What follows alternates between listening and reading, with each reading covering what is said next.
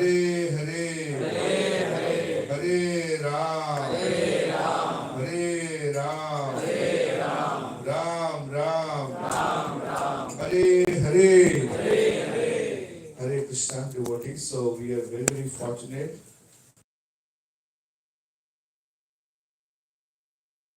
A special guest today. We have His Grace Mahendra Prabhu. Mahendra Prabhu is a member of the GBC Executive Council. He's also the member of the Sannyas Ministry and GBC Shastric Advisory Council, BBT Editors Review Board, and also the director of the Bhaktivedanta Club, Bhaktivedanta College, Belgium. Hari Bol. Let's loudly welcome Prabhuji by chanting Hare Krishna, Krishna Krishna, Hare Hare, Hare Ram, Ram Ram, Hare Hare. So, yeah. You can sit here. No, you sit here. Hare Krishna. And also we have His Grace Sundar Prabhu. So I was discussing Prabhu joined in 1923 ISKCON. I was at that time 2-year-old child. He started his journey of Krishna consciousness, when I was just the womb of the mother came out. Hare Krishna. We also like to welcome His Grace Sundar Gopal Prabhu. So regarding His Grace Sundar Gopal, you know all, he is chairman of ISKCON India Youth Council, chairman of North India Regional Council, also GBC General Secretary for Gurugram, West UP, and the Central Bihar. And Prabhuji is a gold medalist and he passed out from IIT Delhi and doing so many services to Srila Prabhupada. So let's welcome Prabhuji by loudly chanting Hare Krishna, Krishna Krishna, Hare Hare, Hare Ram, Ram Ram, Hare Hare. We also like to welcome all of you for today evening. Thank you so much for joining. And let's hear from this exalted devotee of Krishna. They are missionaries and they have missionary spirit. They are preaching all over the world and they might be having very deep realization. They have deep realization of Krishna consciousness. So let's start. Hari Bol. Hare Krishna. So yes, we start. Prabhu was sharing that whatever topic. So I said, Prabhuji, whatever basic you know best and hold the audience. But still, some Gita marathon is going on, and you can take some questions from the devotees. So later we have question answer session as well. So let's start with this. Hare Krishna. Srila Prabhupada ki. Yeah. So is it working? Sound. Hare Krishna. Is it okay? Yes. Thank you so much. Hare Krishna. So, thank you for coming here and for this very warm welcome. And we're quite embarrassed with Kolavechu Prabhu. We just came from Govardhan. We spent there the whole Kartik, just at the foot of the most holy hill in the universe, Giriraj. And we spend our time in the best way possible, which is to chant the holy name of Krishna and hear Srimad Bhagavatam. Lord Chaitanya Mahaprabhu, after giving the instructions to Sri Rupa Goswami of the basic items of devotional service, at the end concluded that out of the most important, the basic important items of 64 items of bhakti, 5 are most important. So these 5, he said, if somebody performs them even slightly, even one of them can very quickly awaken attraction for Krishna. And this is the most important goal in the human life. All right. So nowadays, and in general, in the material world, people, they have all kinds of goals, right? We are living creatures and conscious creatures, and we have desires. And to fulfill these desires, we have some goals. But according to the sacred scriptures, there is one highest goal. And this goal is not immediate. And the Upanishads describe that these two types of goals with the terms Shreyas and Preyas. Have you heard of these two terms? What is Shreyas? And what is Preyas? What is Preyas? Preyas is a immediate gratification, something which is priya to the senses. You like it and you want to enjoy it. I want it now. And especially now in Kali Yuga, people are used to this instant sense gratification. Therefore, there are these successful businesses. They bombard you with advertisements. You can order and it will come in a blink. Yes, what was this app? Blinkit. I told Prabhuji, oh, this ghee is really nice. Oh, you want some? I said, well, I'm leaving tonight. No problem. We just clicked, and I went in my room, and after 10 minutes, here is the ghee. What is this? No, we can do more orders if you want. So yes, we want it immediately, now, whatever we desire. So this is prayers. And in the story in Katha Upanishad with this small boy, Nachiketas, he used to ask his father, kind of nag him, now what do you offer in the sacrifice? What's next? What do you offer? And his father got a little annoyed and said, next I'll offer you. And Nachiketas says, oh, okay. So next thing the Upanishad describes, he was in Yamaraj's place, in the court of death, Mrityu. But Yamaraj wasn't there. So he was waiting for some time. And you know what happened? Have you read that story? It's just the beginning of Katha Upanishad. Yamaraj came back and he said, oh, welcome to my abode, and I'm sorry that I couldn't receive you like you received us. You were waiting for us, in the gate.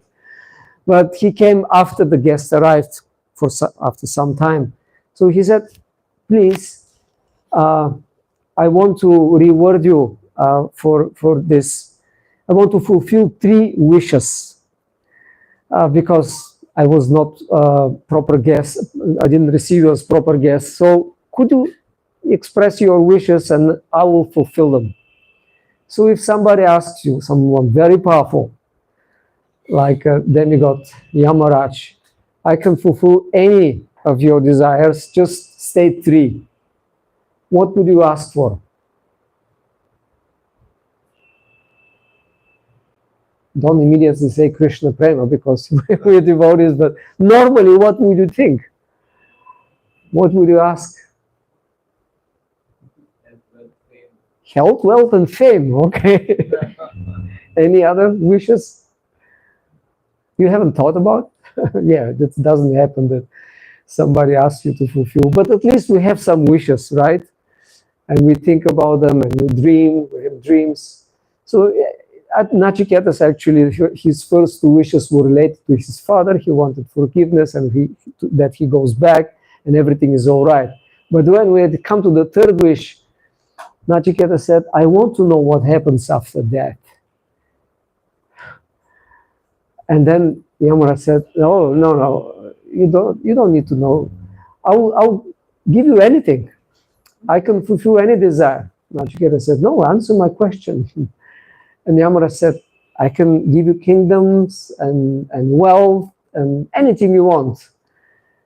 and fame and power. Nachiketa said, please, you promised, just answer my question. And then Yamara said, you're qualified to receive Atma Gyan.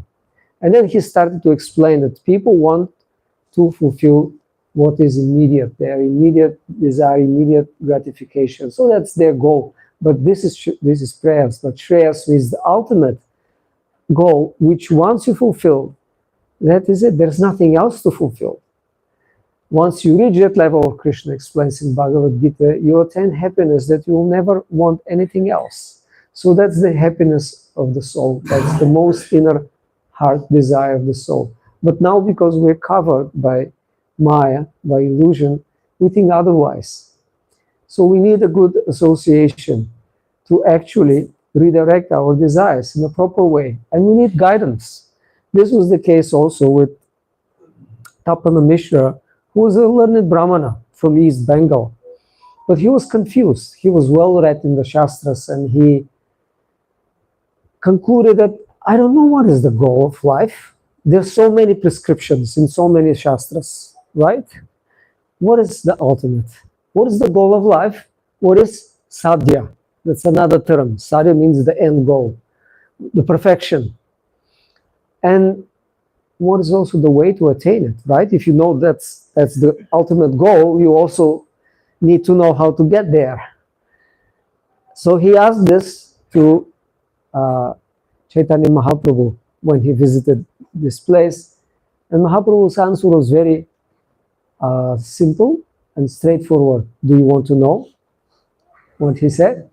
Have you, any one of you knows that story? You know Mahaprabhu's answer? No? What would you guess was the answer?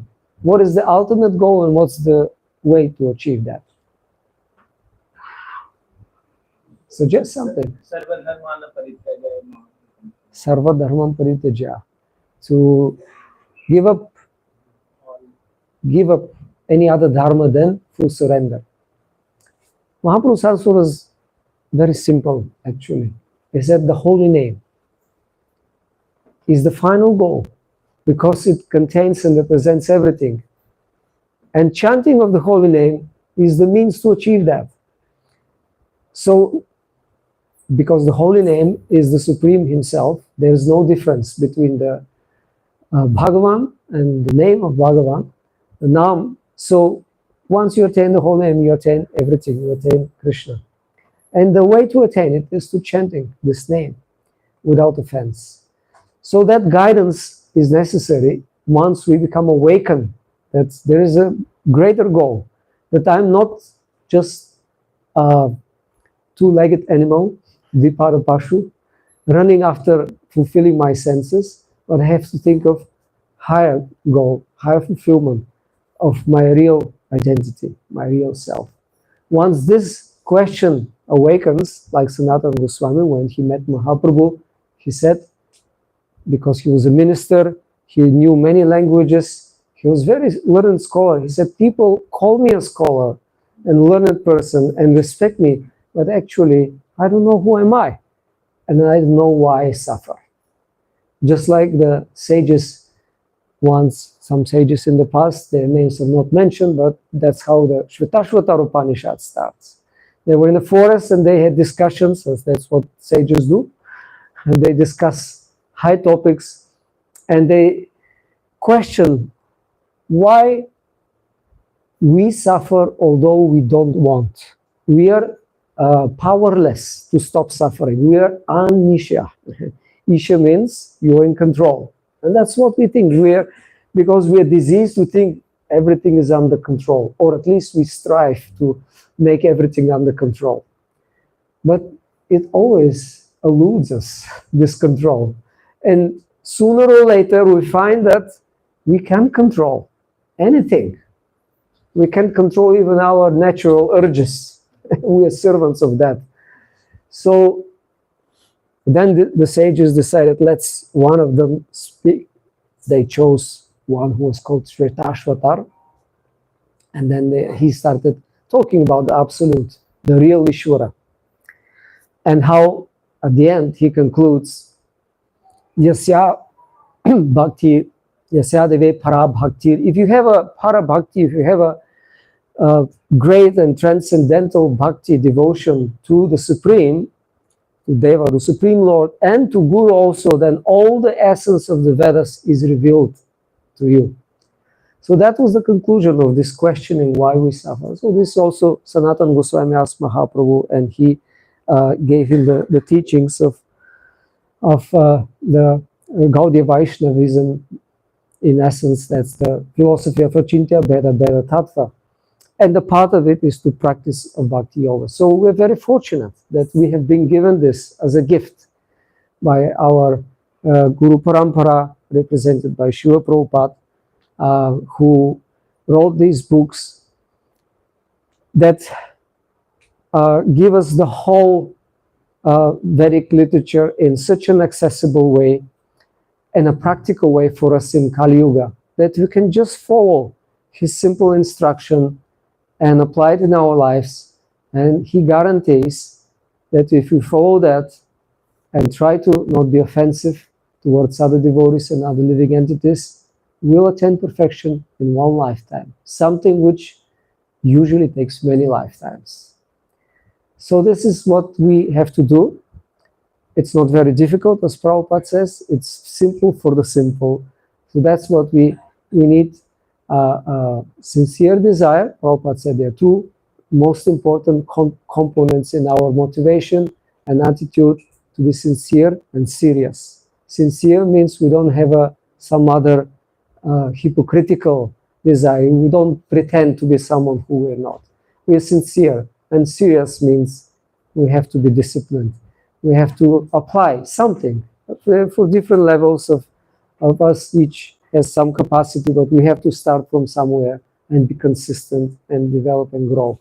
So thank you very much for listening. I hope what I said made sense and you could understand me well.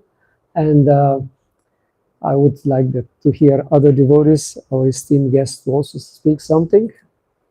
And then if you have any questions, then we can discuss.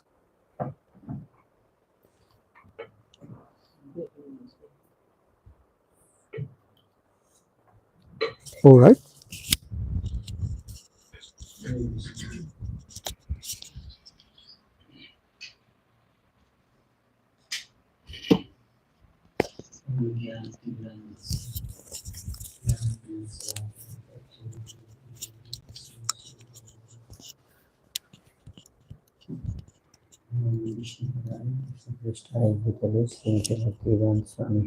नमस्ते सरस्वती देवे गौरवाणी प्रचारिणे निर्विशेष शून्यवादी वाञ्छाकल्पतरुभ्यश्च कृपा सिन्धुभ्येव च पतितानां पावनेभ्यो वैष्णवेभ्यो नमो नमः। जय श्री कृष्ण चैतन्य प्रभु नित्यानंद श्री अद्वैत गदाधर शिवासादि गौर भक्तवृंद। हरे कृष्ण कृष्ण कृष्ण हरे हरे, हरे Ram Ram Ram Hare Hare. Hare Krishna. So I'm very fortunate to be with Mahendra Prabhu and Sundar Gopal Prabhu. Mahendra Prabhu has been our sannyas college teacher. So every year we have 15 days around sannyas college classes, and one of the teachers is Mahendra Prabhu, and we learn always a lot from him. So today we had the opportunity to have his association and lesson. And also Sridhar Kulavachiko, I seek your blessing. So just today, like the importance of the books, how Srila Prabhupada books can be very transformative. As book marathon is coming, all of us are gearing up to distribute more and more Srila Prabhupada books. Sometimes we face so much pushing for distributing books. Prabhupada said that Ours is the parampara pushing business. My Guru Maharaj pushed me, and I am pushing all of you, and you push others. Eh? And he also says that my books are distributed by the enthusiasm of the devotees. So why we emphasize so much on book distribution? That is very important to understand, because these books are so potent that they can transform the heart of the people. They're living books, actually. I have personal experience in my own life. There was time when I was studying at IIT Delhi, and somehow that I was looking for Bhagavad Gita, wanted to read Bhagavad Gita. And that during that time, I was invited to Delhi temple, ISKCON temple. I got opportunity to visit there, and I attended the seminar, and at the end, devotee gave me, there was a book stall, and they had sets of 14 books in one set. And I was very fond of reading books at that time. Because I used to go to Ramakrishna Mission and bring the books from the library, books written by Swami Vivekananda and all these books. So I was very fond of reading books. So they were selling, sometimes you say sale. Sale means with less price you get more books. In 50 rupees, the devotees were giving 14 books in 50 rupees. That was in 2004 around. So I was very happy that in 50 rupees I got 14 books. And I took 14 books, and then I did not attend many sessions, satsanga programs, but then I was just sitting in room and reading those books. And I read Srila Prabhupada books regularly, and like I was reading Science of Self-Realization, Teachings of Lord Chaitanya. And the very first beginning itself, Prabhupada explained the purpose of human life. Why do we exist? The basic question, why we are here? No, most of the people, they do not know even that why we are here. What is the purpose of life? No? There are so many important things in life, but the things, every important thing cannot be the goal of life. Like brushing teeth is very important, but that cannot be the goal of life. Nobody can say that my goal of life is to brush teeth. No.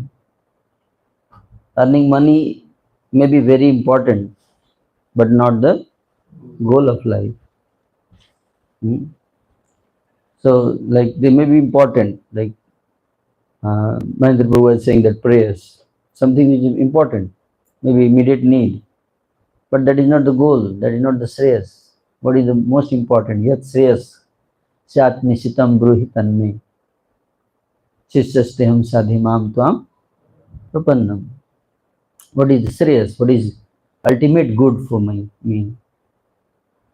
So that is the goal. So these books are always talking about the goal. No, identity crisis is there. So even Prabhupada said that even if somebody reads one page of my book or one line of my book, his life will be successful. These books are so potent. And so I took those books and I was just reading, sitting in my hostel room, and those books helped me a lot. I picked up I started chanting and everything. Many people, they started chanting 16 rounds just by reading Prabhupada books. So these books are very powerful.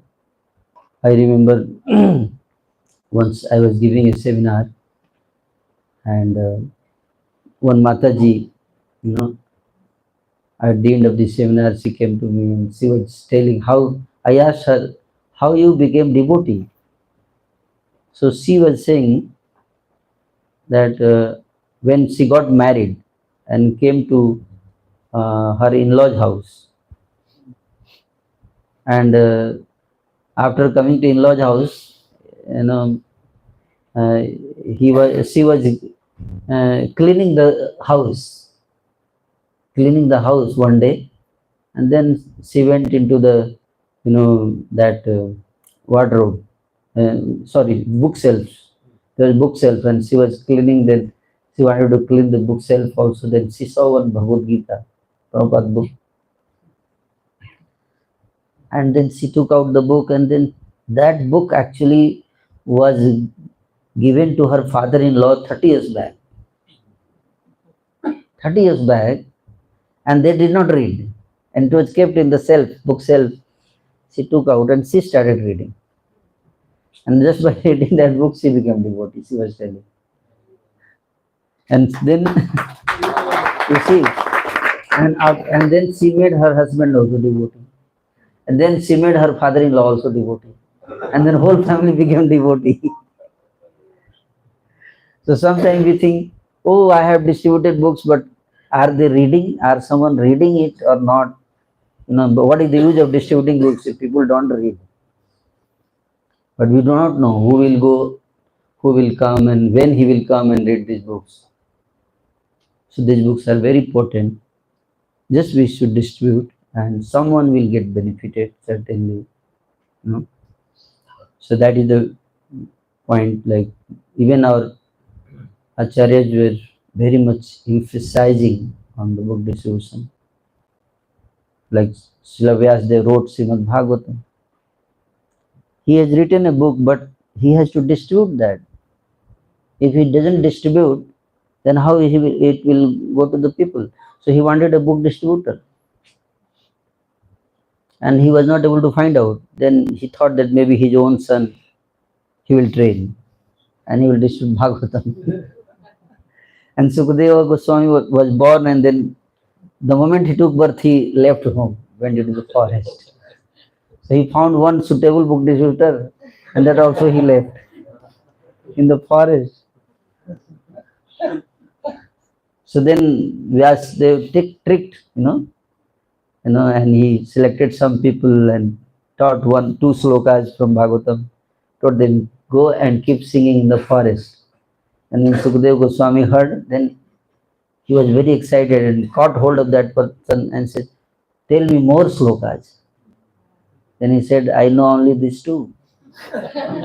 No, I want more. You want more? Yes. Yes, we have a person, he has more slokas. Oh, who is that? No, you have to come with me.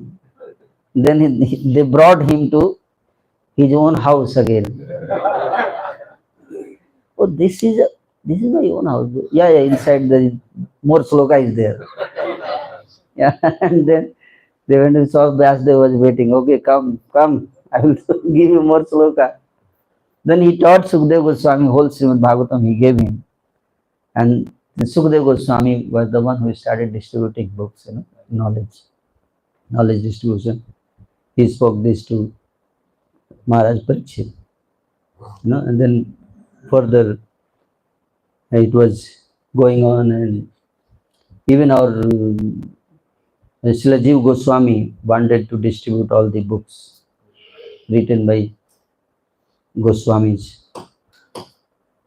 And in Vrindavan they planned 3 devotees were supposed to take a bullock cart and go for book distributions. Srinivasacharya, Sri Shyamanand Prabhu and Sri Narottam Das Thakur. And at that time Loknath Goswami was very old, almost very old. And he had only one disciple who was taking care of him, serving, doing some personal service to Loknath Goswami. That was Srila Narottam Das Thakur. And Srila Jiva Goswami asked Srila Loknath Goswami that we need Narottam to distribute books. We have to send them for preaching. And Loknath Goswami agreed immediately. He said, yes. Distributing books is very important. Preaching is very important. Although he knows that he had only one disciple. And then Narottam Das Thakur was begging that I want to serve you, Gurudev. But then he said, no, preaching is very important. So he said, okay, so give me permission that once a year or in between I will come and meet with you.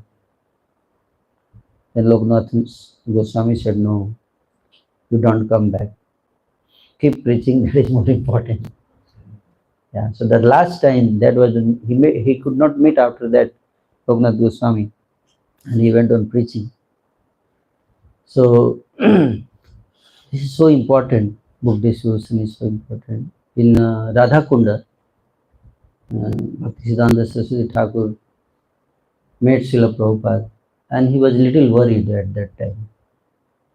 Rather, I would say much worried because he had built Gaudiya Math, and there was a temple at Bagh Bazar. He was saying, I built this Bagh Bazar temple with a lot of marble and wonderful facilities, and so many big, nice rooms. But I can see that now the sannyasis and devotees are fighting for rooms. I built it for preaching. But people have forgotten preaching and after running after facilities.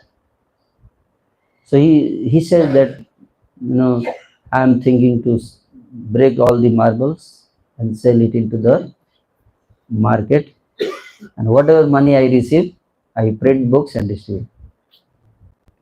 That will be better utilization of funds rather than building big temples.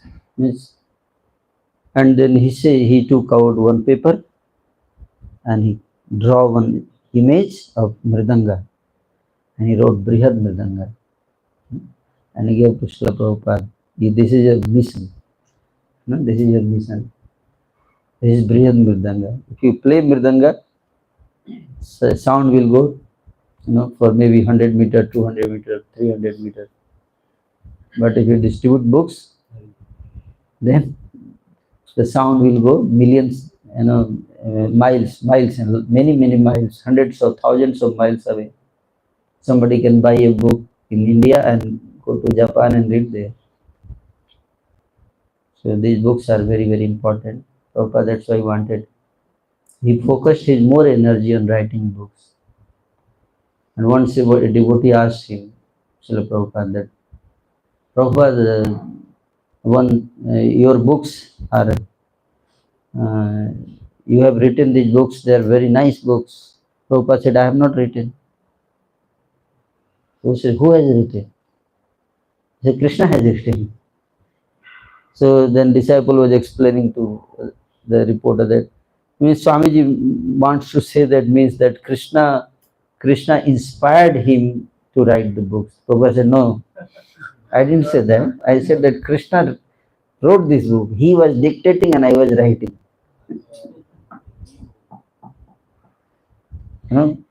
So Krishna dictated. He was telling everything and he was writing. So Srila Prabhupada was writing. So these books are actually written by Krishna. That's why Srila Prabhupada also used to read these books. His own books he would read. Because he knew that this is written by the Lord. That's why these books have so much transformative potency. That's why they're transforming the people's heart. So much dedication.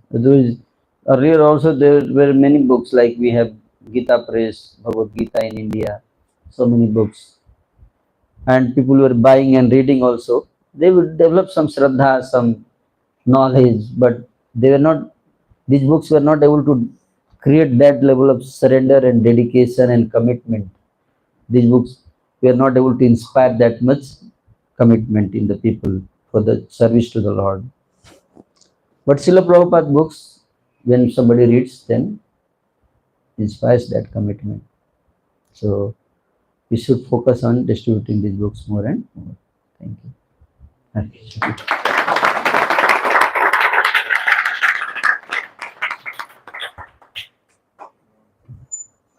Yeah, full of Hari.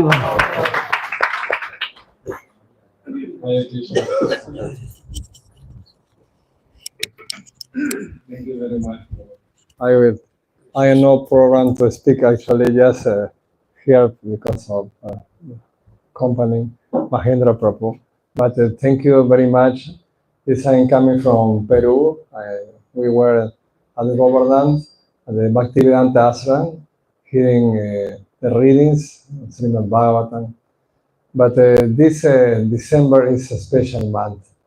I became devotee in 79 in Peru, in Lima, Peru, South America. And then I remember I was just 15 years old. And then we start to do Sankirtan. In those times, we used to do Sankirtan in the buses. We went to the bus with a big bag with books there, small books, also self-realization, Bhagavad Gita pockets. So we used to do very good Sankirtan those days. Actually, many devotees from South America, from Brazil, Colombia, Argentina, Chile, they all used to come to Peru to do the marathon because it was like a very much enthusiasm between all the devotees there. So we used to do very nice marathon and we distributed a lot of books, many books.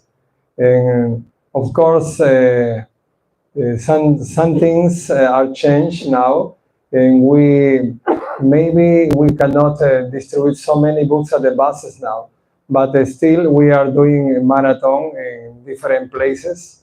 We are always inspired by the videos we see about you. I see many videos about the devotees from Delhi doing Sankirtan at the bus stops, all the shops. Very good Sankirtan. It really inspired us. And well, let's take advantage of these great blessings of Srila Prabhupada and just trying to be engaged some way or other to cooperate with this book distribution. In that way, we will get also the blessings of Srila Prabhupada. And also we will be able to understand more and more this wonderful philosophy. Oh, it's so simple. We are a spirit soul. We are just eternal servant of the Lord. That's and that's. But actually, to realize that, we need the mercy. We need that mercy of the devotees, mercy of the Guru, mercy of Srila Prabhupada, Gaur Nitai, Krishna. So this is a wonderful opportunity for all of us to show our sincerity, to try to make some effort to come out of our comfort zone and just to try to distribute books this month. Thank you. Hare Krishna. Hare Krishna.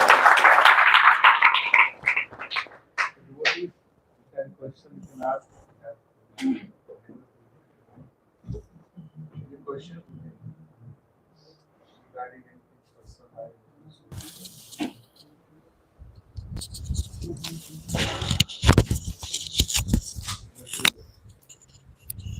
Krishna. Thank you so much.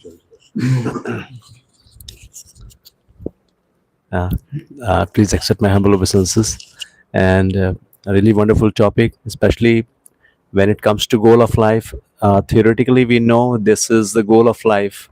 How to always keep, remembering this and keep that focus. Otherwise, we just tend to get into short-term goals and lose focus upon the long-term, or which is the ultimate goal of life. So how we can keep this in focus and Thank you.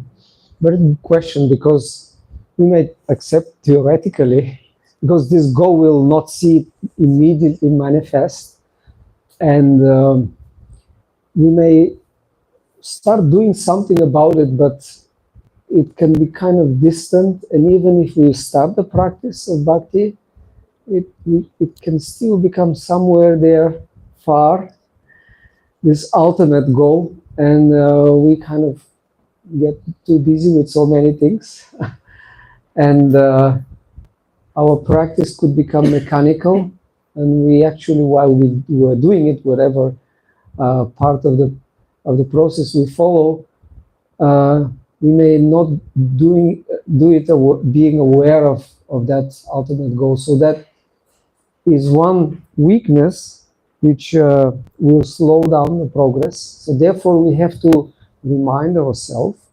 primarily by association with the sound vibration coming down through the cyclic succession, especially Srila Prabhupada's books, because as he said, please distribute my books. He also told them, devotees, not in one occasion, but in more, these books are not just for distribution, they are also for reading. We have to read them. Vaisheshika Prabhu often tells that story because he was present in the room in San Francisco when Srila Prabhupada said that, and he was kind of very much emphasizing this. Like he hit the, you have to read, beside this, you have to read these books every day, regularly. And by reading them, we are immediately in the presence of Prabhupada, and he's talking to us. And he will set us, because in every page he reminds us what's this ultimate goal. So this is one very important item. We also read the books regularly. We set it as a very steady practice. Otherwise, yeah, the mind will drift away somewhere.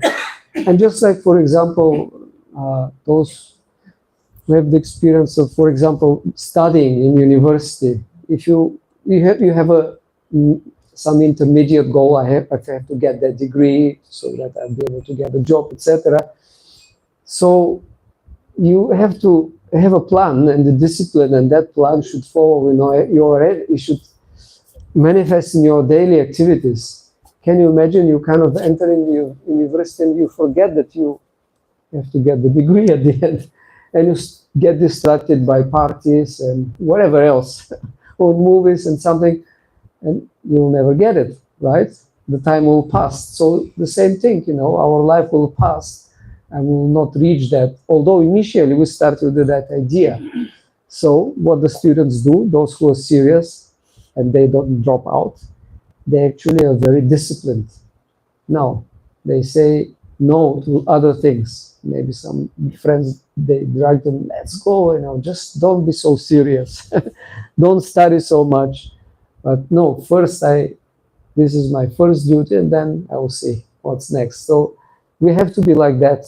We have to, Prabhupada says in the Bhagavad Gita, that it should be like a military discipline in one sense, the practice of yoga and bhakti yoga, including that we have to be serious to get the result. That's also mentioned in the Yoga Sutras, to attain the quickness, or how quick you attain the result, depends on the intensity of your practice and, of course, on your mood, especially in bhakti, the mood of surrender and prayer.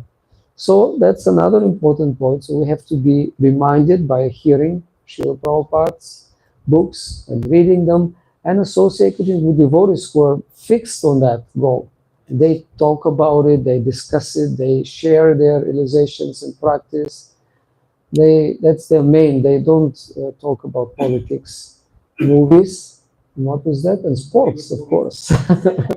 The latest cricket results. So we have to look for that association that primarily is focused on this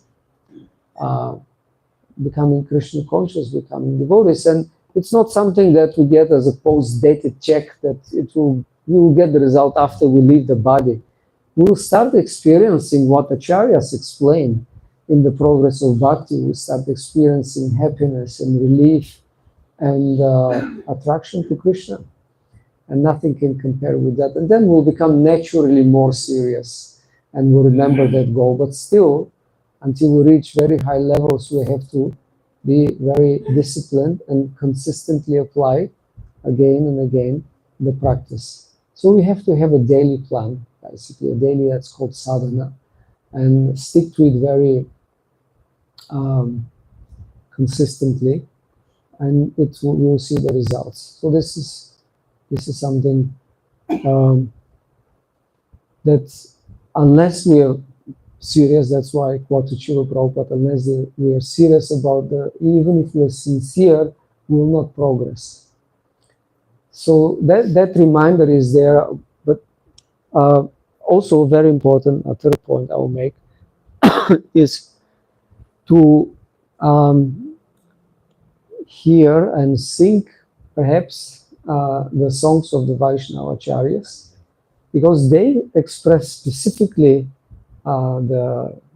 besides sharing their realizations, and like Sharanagati of Bhaktivinoda Thakur starts off with the basic point of position of humility, dainya, where you are. You are fallen, you're bewildered, you struggle, but then you see the solution, you see the light.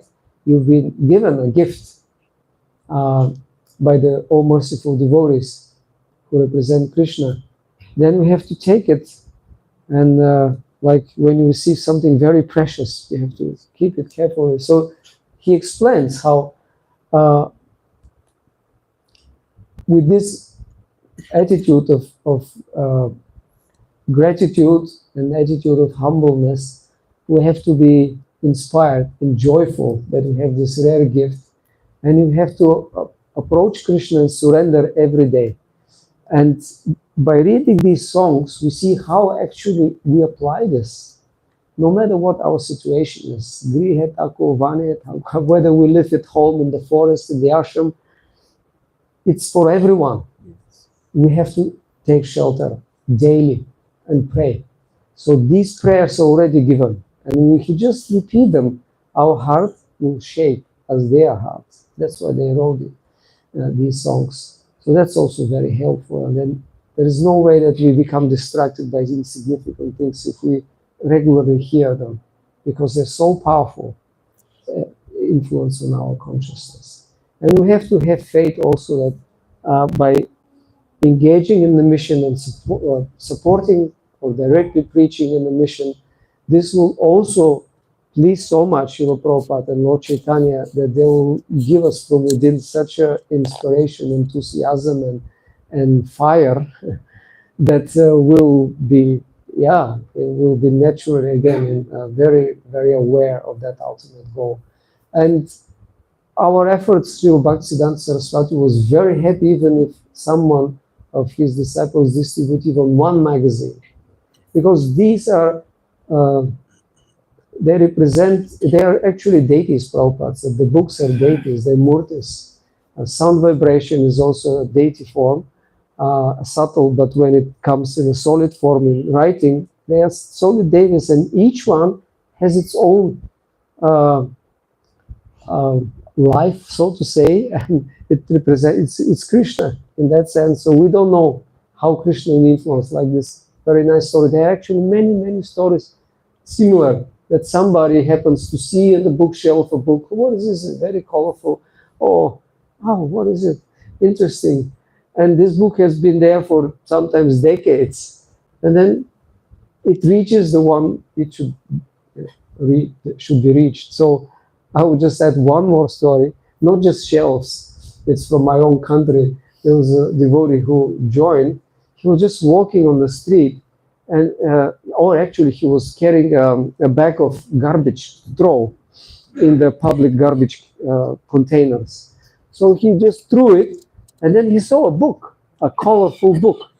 So sometimes people, they get a book, maybe they were frustrated by the way it was distributed, or maybe they just open and what is this? I can't get it, and I can't understand anything. I just throw it in the container, and then it was first canto, blue cover and colorful, very attractive, and this, who can draw a book, So he started reading, wow, and he understood, but this is just the first part of a whole series. Where are the other books? he looked at the address, but this address was old because we printed first canto in 92 or 3, and this happened more recently, like 15 years after 20 years, and he couldn't find, this address was old, and the devotees didn't put the new address, and somehow he started praying, I need these books, I need the next volume. And then he met devotees on the street of his town where he found it. And then he back, do you have these books? Yeah, of course. Well, actually, Bhagavatam is already gone. We don't have the next cantos. It's out of print. But for you, we can arrange some special copies. And then they gave him, and he became devotee. He was actually an old person. Can you imagine? He was an old person going on his way, and he became very serious, chanted 16 rounds, folded everything, offered his food, and passed away.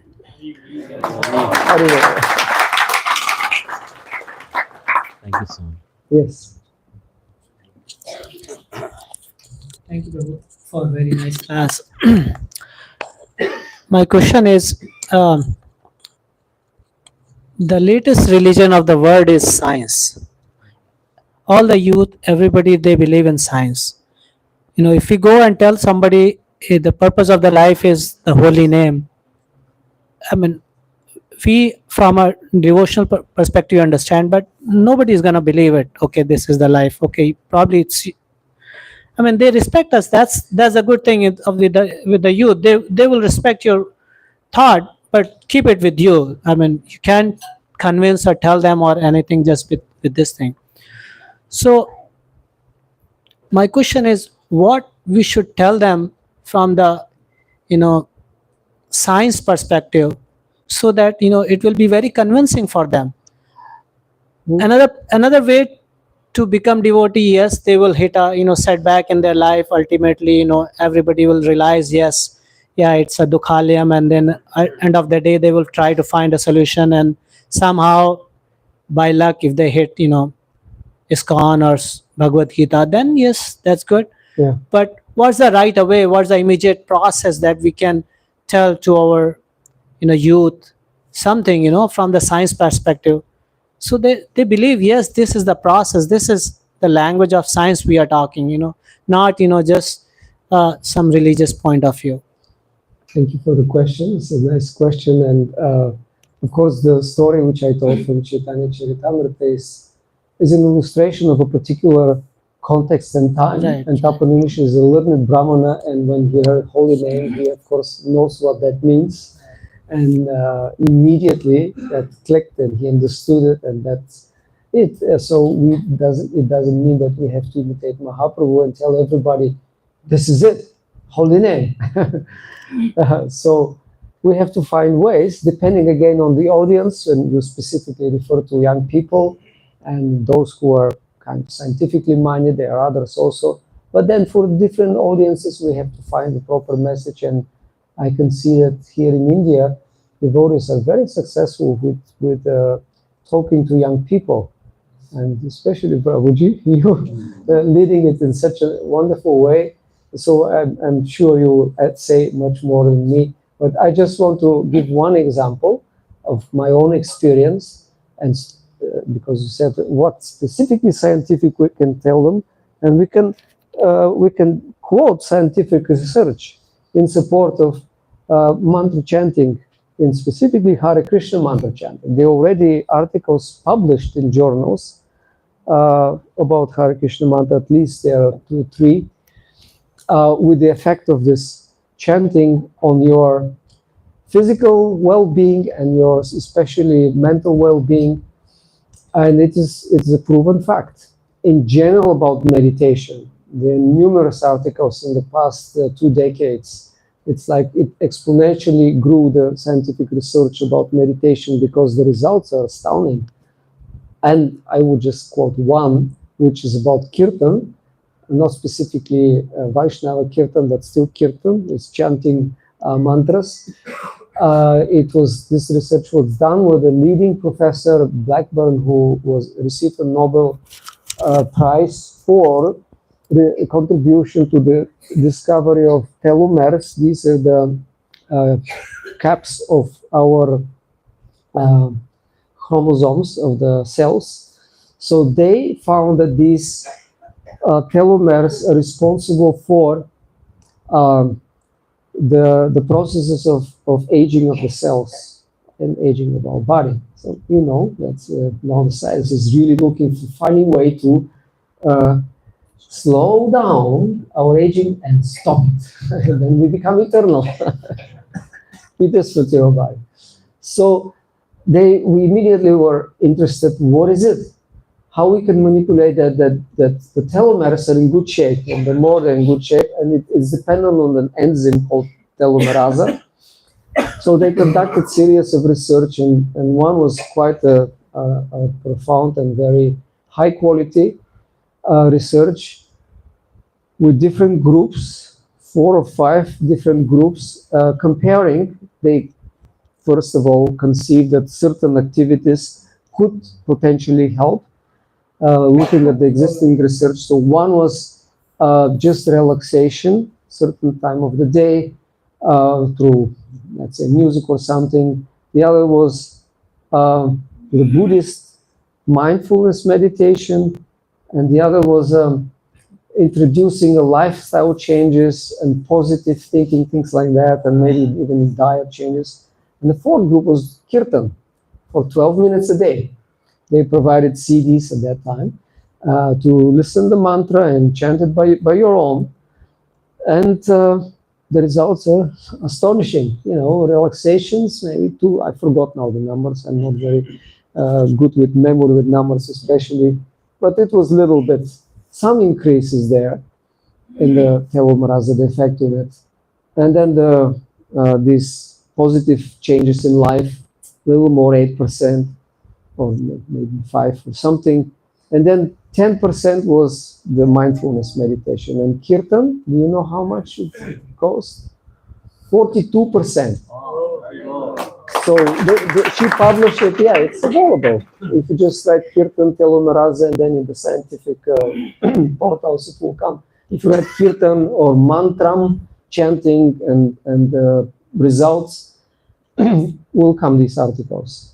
So that's one way you tell them, and I will share my own experience because I'm participating in devotees project who are doing their healing. They're actually way of living is through a whole family. It's a family business. They help people recover their health through nutrition and diet changes and things like that. And they have all kinds of, in their retreats, yoga and different activities, but once they became devotees 12 years ago, they introduced kirtan and now japa, and of course lectures on the Gita and etc. And people accept it even without hearing anything. So we tell them that this is a very important, it will help them. And once they become interested and they experience, the whole thing is that you invite them, that they experience. Once they experience the profound effect of chanting, of kirtan or japa and prasadam, of course, that's also part always, then their hearts are moved, and then they said, can we learn more? And then we have to give them more steps further.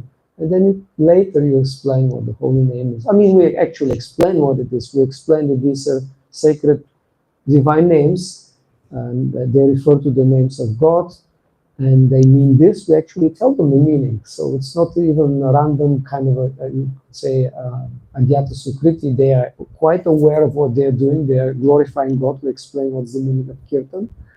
And they just do it because they trust us. And then we quote the scientific research. They experience the effect. They are touched. And then many of them, they start somehow or other, or get books like that. But Prabhuji, please say, what is the key for that? What do you tell youth?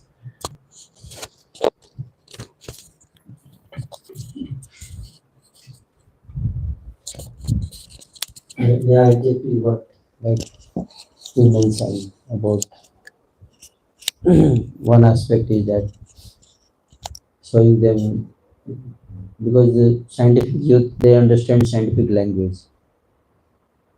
If I want to say to you something, if you know Russian, then I cannot speak in English. I must speak you in Russian language. So if someone's scientific oriented mindset comes, so if he just He speaks from the scriptures, holy name is great. Actually, this is one of the offense. You know, to instruct a faithless person about the glories of the holy name. So we cannot do that because then he may offend the holy name also. And he may go away further. No? So it's very, very, that's why the preacher has to be very, very intelligent. And he must be real, he has some certain level of realization. Realization means to adjust the principles as per time, place, and circumstance. Some of this.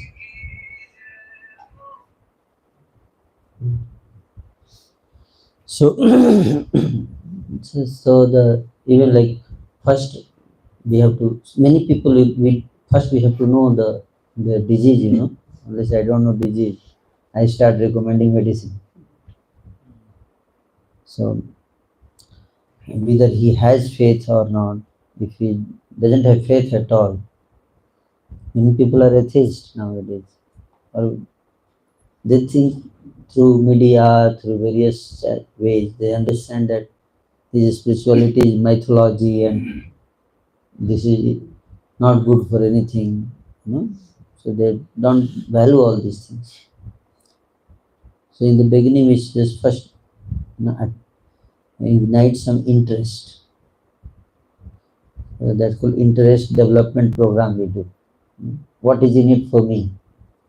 That's all. You know? So you say, if you come attend a seminar, we have some seminar you attend, and you are facing some attention deficit. Yes. I'm not able to concentrate in my studies. Okay, we have a study management seminar. How to manage study, how to manage time. Yeah, I want to manage my time. I'm able to manage. Yeah, that is good. Yeah, how to manage time. Time management requires, you can't manage time unless you know your priorities. What is priority? And if you cannot focus on your priorities unless you manage your distraction. Yeah. And you cannot manage your distraction unless you manage your mind. Yeah. And you can't manage your mind unless you manage your desires. Yes. You can't manage your desires unless you practice spirituality. Yeah. So you see, so many states, you have to take a round. You are facing relationship problem. Yes. So you see, relationship requires trust. Without trust, you can't have deep relationship. Yeah. Yes. And you cannot have trust unless you have character, integrity. Yeah. And you cannot have integrity unless you have control over your mind and senses. Yeah. Now you'll have control over your mind and senses. You have to practice spirituality. So you have to connect, they are here. They are here, you want to bring them here. So step by step, they should connect, link. Why, how it is connected to my problem. So we have to show this, that your problem, solution exists. They are the problem, and they see problem here, relationship problem, maybe because this fellow, he hurts my ego, therefore there is problem. But then we have to tell them in technically detail how this problem is there. It's not so straight. It's underlying principles and connecting. Even the science, like we can purpose, like you were saying, purpose. There is a scientist. He says that he was asked once upon a time, one of the greatest scientists, one person asked him, so you are, as per science, what is the purpose of life? So he says, why to ask for purpose? Why to ask for purpose? Purpose is not required. So it's just like somebody saying, I'm thirsty, give me water. No, you don't need water. Why you need water? See, the quest is coming, that itself is the proof that purpose is there. Otherwise, why people will look for purpose? The child is asking for water. Child is asking for water. The child may not know where is water, but because he's feeling thirst, he is asking for water, and it cannot feel thirsty unless water is there somewhere. You cannot have a desire unless that object exists. So, purpose is there. Now, let science tell us purpose. So science doesn't know about purpose. Then you listen us, purposes. Either you give answer or you listen us. So that way we should explain logically. Yeah, science explains that the purpose is the sense environment. But how can you prove scientifically? Scientifically, you cannot prove this. If everything from chemical, then chemical doesn't have any desire. So, they're not so simple answer. If you go to the topmost scientists, they say that the purpose is not clear. We don't know about the purpose. That's why the fundamental principles of science also, even they say that they're scientific, but actually they're not scientific. Because many of them, even though core scientists are there, they know all these details. But many people, although they are from the science, they say science doesn't accept God. You can't accept God blindly. But then you can't reject also God blindly. Yes. Isn't it? If you don't study, you come and study with us for maybe a few years, and then you say that no, God doesn't exist. So people are mostly biased. So we should know their exact problem and then give answer.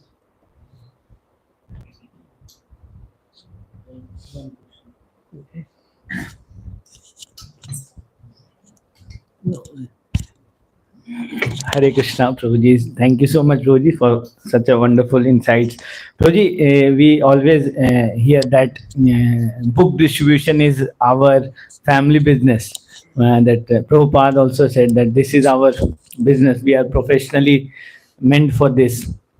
And when marathon come, Prabhuji, we also see that we start emphasizing on such lectures where we try to put that we should get conviction that yes, this is we have to do for this particular month. And then we hear all these stories where we hear that Radha Damodar bus party, they used to go on the street, and it gives so much of enthusiasm also. But Roji, what I see, and I also somehow other failed to actually go out and distribute books with such a enthusiasm. I think that there are so many primary things which we need to do. So most of our energy go in convincing the family member itself, bro, that this is our family business. That because we are a big family now, congregation. When we used to hear all those pastimes of Shri Radha Damodar bus party and all, there were only 300, 400 devotees. But now we have all the temples, they have thousands of congregation devotees. But most of our energy go in actually convincing the family member itself that this is the business we have to do. And because when we go out and distribute books, we receive very negative feedback, sometimes very positive feedback. Really, how to actually consider and inspire and keep this in our actually thought philosophy that this is our family business, the book distribution. I hope I am making sense, Fuji. Yeah, I think I understood. Well, how to keep on? Well, we have to keep on doing it, and being in the fire of Sankirtan, you are continuing to be inspired, and also, yeah, hearing about stories like that, these are always very inspirational. Like reading the book "Our Family Business," a new book came by Vijay Prabhu, with many inspirational. And there are also all the older books about Sankirtan stories on book distribution. of how this actually it's Mahaprabhu is unfolding his pastimes now in this day, present day. So just by hearing, we'll get this enthusiasm, and by doing it, of course, by applying it and associating with those who have that enthusiasm. Prabhuji, what would you say? You add something. How you keep that? I just remember this wonderful book of Vaisheshika Prabhu, Our Family Business. So I was remembering he was explaining that at the beginning maybe it is difficult to go out alone because maybe we will not be so inspired. So he develops a whole system to engage all the devotees. So he recommends that we should go in groups, maybe 2, 3, 4. So then there will be a leader who is like the one who starts how to meet people, how to become involved everyone in the matter. So that in that way the devotees they get involved. So maybe in few weeks, just sometimes the people start to go out just one day a week, later 2, 3 days a week, and then later they enter in the fire. Just a little. Thank you. Hare Krishna. Okay. Aquí tengo una pregunta. Here is question.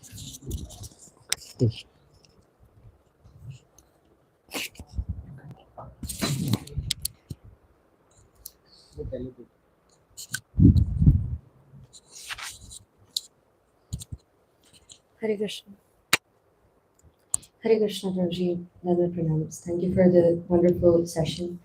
Prabhuji, as you told that we also consider ourselves as Ishvara, even though we are not in control. So how do we develop that faith in Krishna that he is in control and we don't know anything and our plans are not the best? Because we always think that we are right and we lose faith in Krishna. Well, thank you for the question. How do you realize we're not Ishvara? I just remember an answer. You just need to live long enough, and you'll get that by experience, and you'll be hit and kicked by Maya so many times, and then you give up.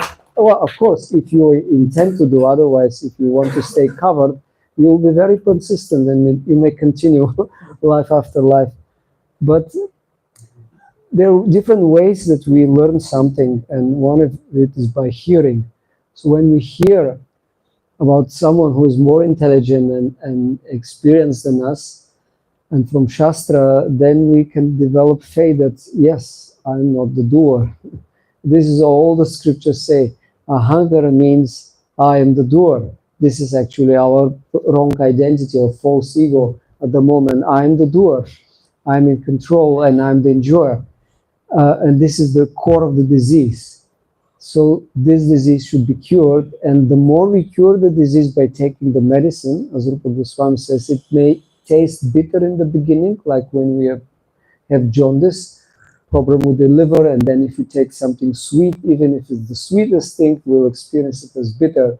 So then applying the medicines like chanting and hearing may be difficult at the beginning or may not have taste, but he says if we take it every day and with attention, then it will cure the disease at the root.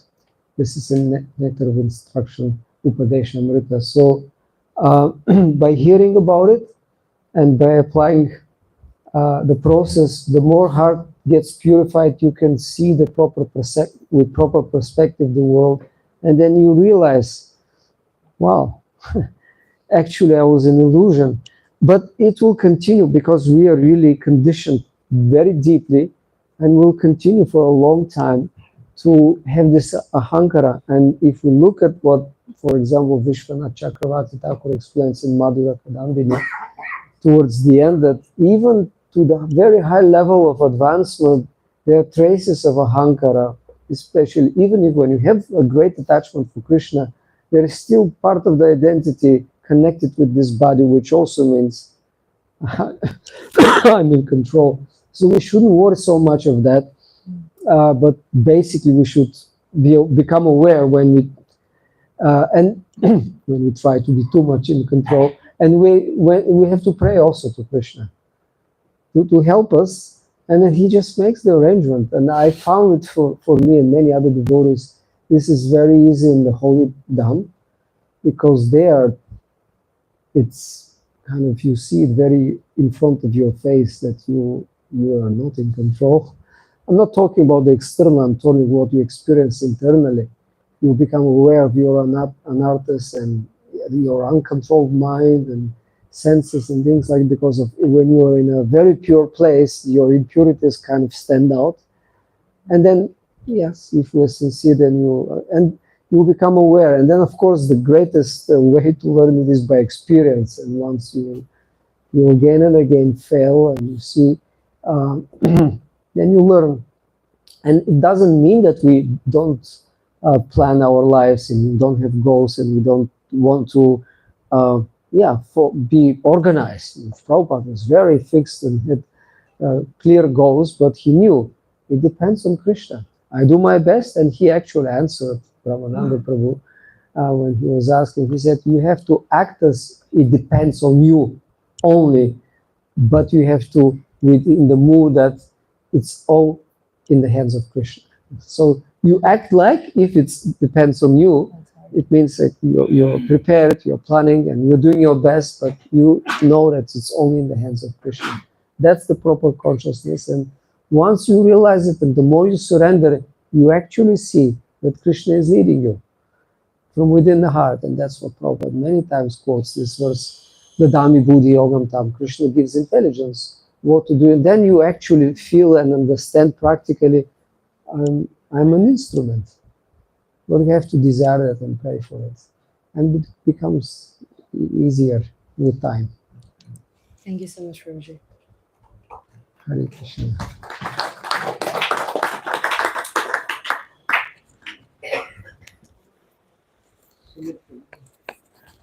Yes.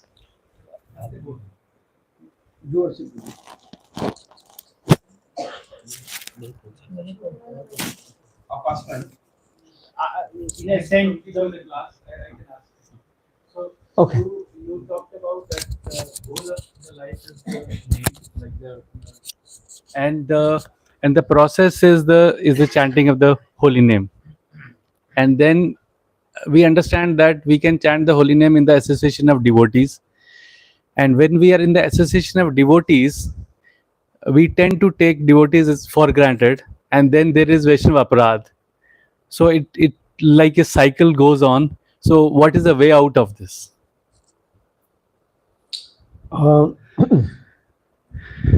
Well, avoid Vaishnava Aparadha at any cost, because that may block our advancement and that may finish any advancement we have done. Prabhupada says in the purport in the 5th canto, if you commit a Vaishnava Aparadha, everything is finished.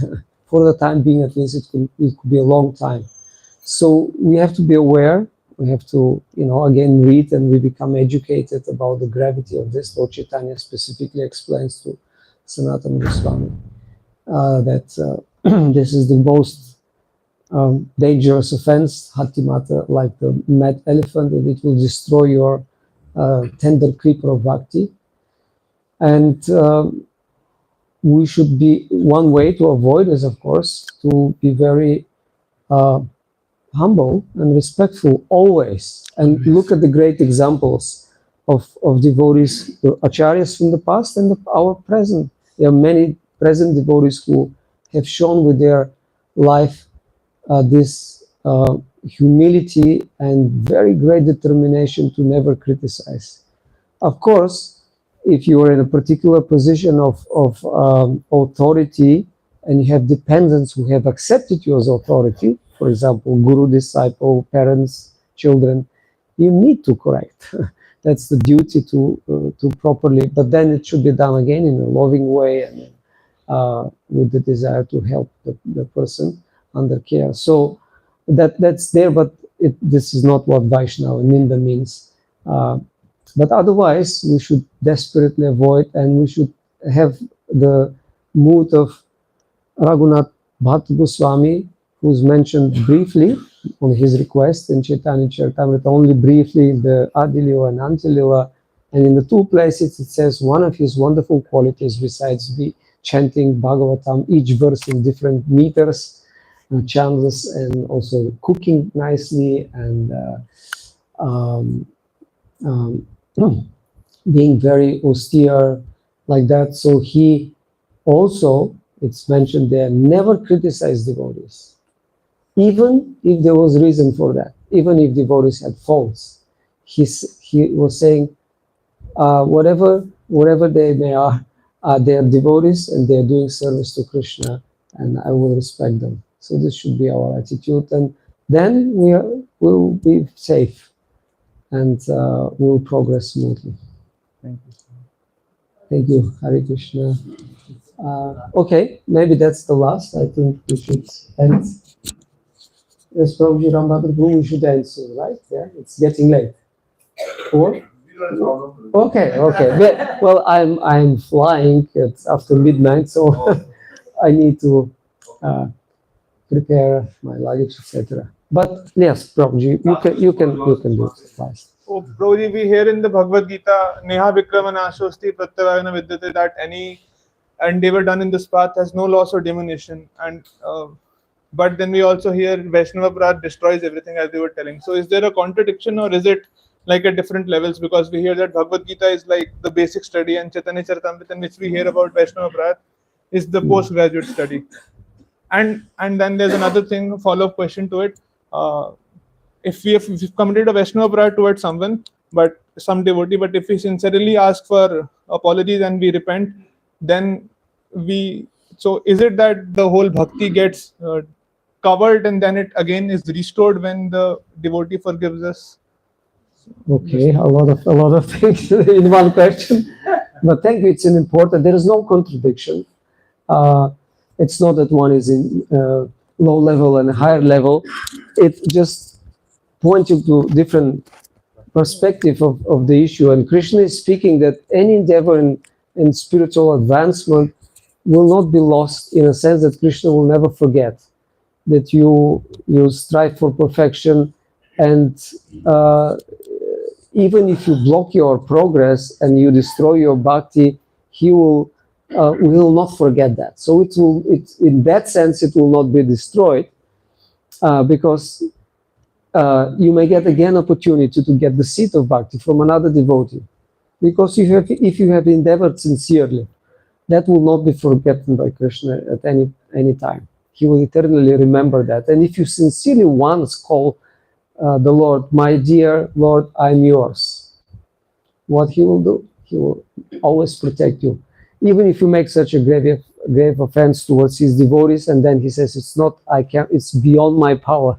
You will have to suffer some consequences, but he will still protect you. And in the future, that depends, the second part of the question, on whether you realize your mistake, you ask for forgiveness, apology, you receive that, and if you did it, then it's forgiven, and there is no reaction. If you did not receive, if you don't ask for forgiveness, of course, then you have to get the whole result. And depends on the level of the devotee, the result would be different. Rupa Goswami explains in Nectar of Devotion, Bhakti Rasamrita Sindhu, if you offend someone very advanced, even if you're on the level of Bhava, you'll fall down. If it's a lesser offense, or to a less advanced devotee, you'll fall less, but still you will not stay on that same level. So that depends also the gravity of offense, to whom you make it. And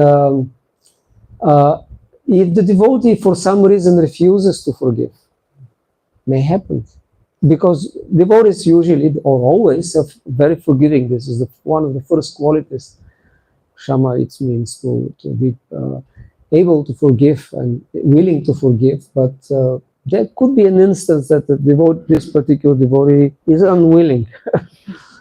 So this is a valid question asked by Vishwanath Chakravarti Thakur. So he gives the answer. What is your chance? Is there at all hope? He says yes. Your only chance is you cry, you ask for forgiveness. If you don't get it, you still cry and you beg, and then you give up everything.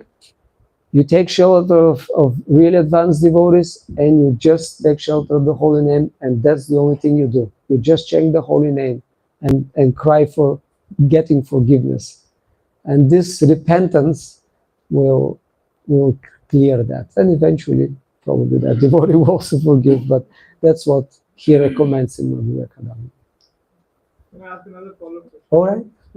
So I was hearing this bhajan by Vrindavan Das Thakur, and in that he mentions that I'm not remembering the first line, but it is somewhat, if someone does not respect a Vaishnav, then he is Raurava Krimite Bhaja. He goes to the Raurav hell particular. So on one hand we read and we hear that somebody who is chanting or who has been into the process, he will never go to hell, even if one has chanted the name even once.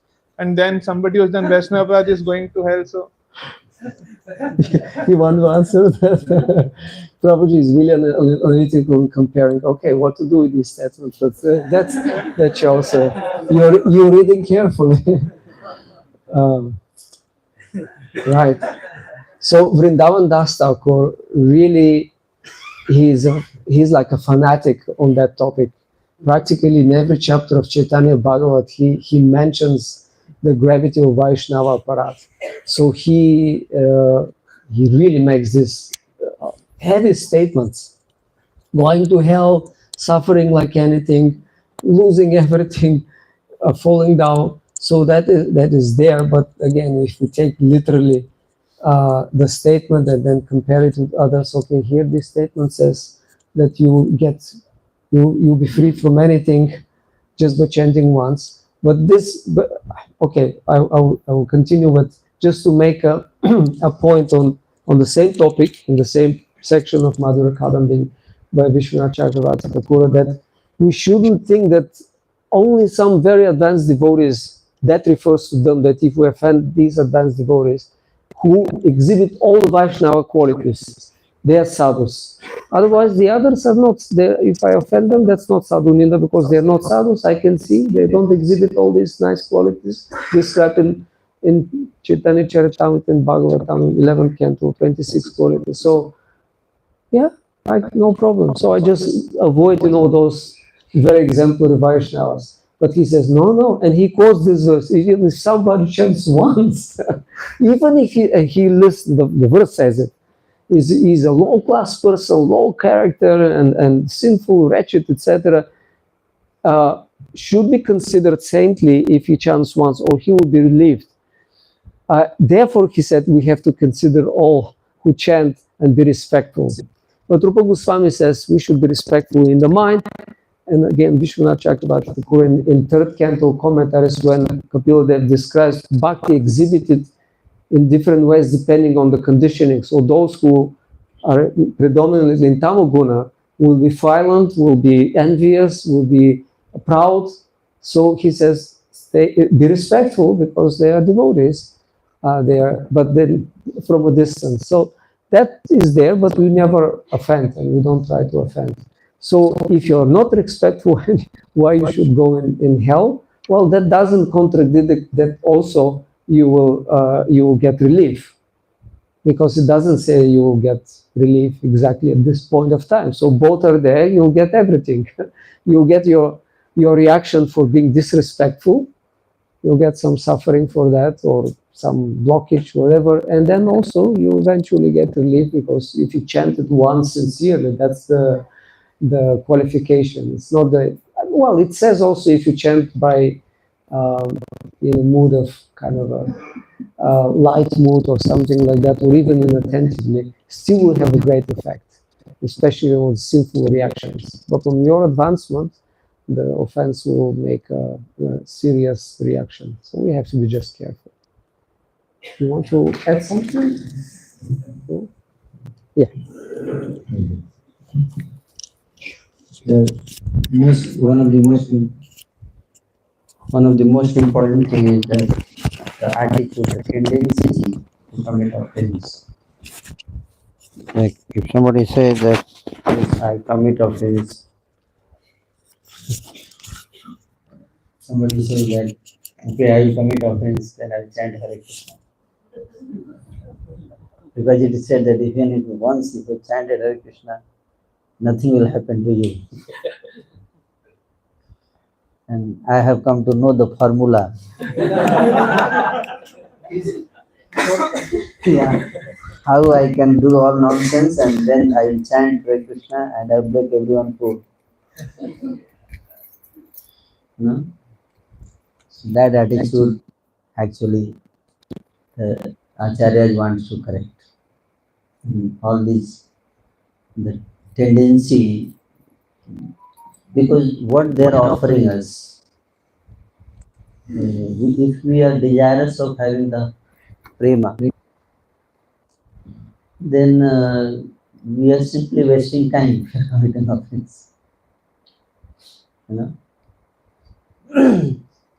So, out of compassion, they give us heavy statement, I feel. You know? So that we become very careful, very alert. You know? Because they don't want to take this cheaply. Because we have tendency to take everything very cheap. You know, Vaishnava is cheap. You know, ordinary. We start seeing the devotee ordinary, and you see how serious it is. Because even all the acharyas, even the first offense is this. You know, in spite of that, so much offense we see in the Vaishnava community. When there is so much emphasis on this dangers of Vaishnava, still we see so much offense. Just think if there is no such emphasis, how much offense it will be? Because this is the very, very deep disease which they want to correct. So they want us to realize that how serious problem it is. We realize, then that is the purpose we achieve. Then once we admit the severity of the disease, then we start working on it. Unless we do not admit, okay, it's okay, it's okay, it's okay, goody goody, everything is good, everything is good. Okay, you chant, okay, that's okay. For the new devotees, we encourage. Even once you chant, you know, it will be there. But for those who are very serious, for them, like serious instructions are given. Be careful.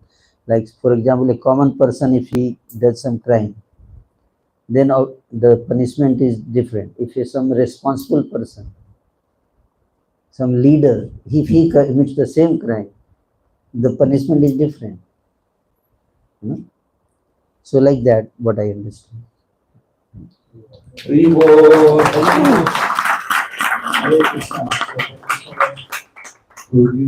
for the wonderful association. Is this Mahendra prabhu ki? Yeah. Is this Prabhu ki? Yeah. Is this Sundar Gopal Prabhu ki? So, कैसा लगा आप लोगों को? Such a deep realization, as I mentioned in the beginning, only devotee can. This is science. Is that science? This is not science. So they are spiritual scientists. They are spiritual psychiatrists. You know, so they know the value of the life. They know the essence of the scriptures. You know, even they don't know. So we know their science, but they don't know our science. Yes or no? So they are super scientists. So thank you so much, Prabhuji, for giving your wonderful association, and all of the devotees you are hearing nicely. So let's loudly chant once again. Hare Krishna, Hare Krishna, Krishna Krishna, Hare Hare, Hare Ram, Ram Ram, Hare Hare. Srila Prabhupada ki, Srila Prabhupada book distribution marathon ki.